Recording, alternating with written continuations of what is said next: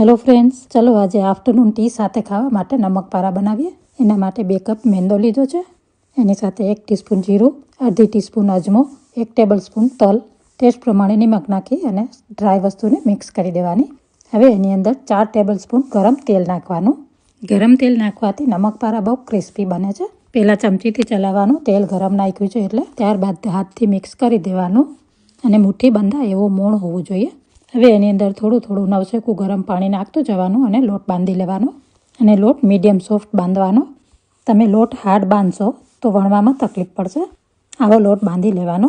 પછી 10 મિનિટ માટે ઢાંકીને રહેવા દેવાનો. 10 મિનિટ બાદ એને મસળવાનું કે કાંઈ નથી કરવાનું. આવી રીતે કટ કરી એક લુઓ લઈ અને વણવાનું.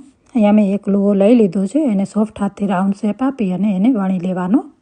અહીંયા મેં આવી રીતે મોટી પૂરી વણી લીધી છે. થોડી જાડી રહેવા દીધી છે. હવે એને આવી રીતે કટ કરી દેવાના. અહીંયા મેં નાના કટ કર્યા છે. અહીંયા તેલ ગરમ કરવા મૂક્યું છે. ચેક કરી લેવાનું. જો મેં નમક પારાનો લોટ નાખ્યો એ ધીમેથી ઉપર આવ્યો છે તો આપણને એવું જ ગરમ જોઈએ છે. તો હવે એની અંદર નમક પારા નાખી દેવાના. જ્યાં સુધી નમક પારા પોતાની રીતે જ ઉપર ના આવે ત્યાં સુધી એને જારો નહીં લગાડવાનો. ત્યારબાદ જારાથી ફેરવી અને લાઇટ બ્રાઉન થાય ત્યાં સુધી તળી લેવાના.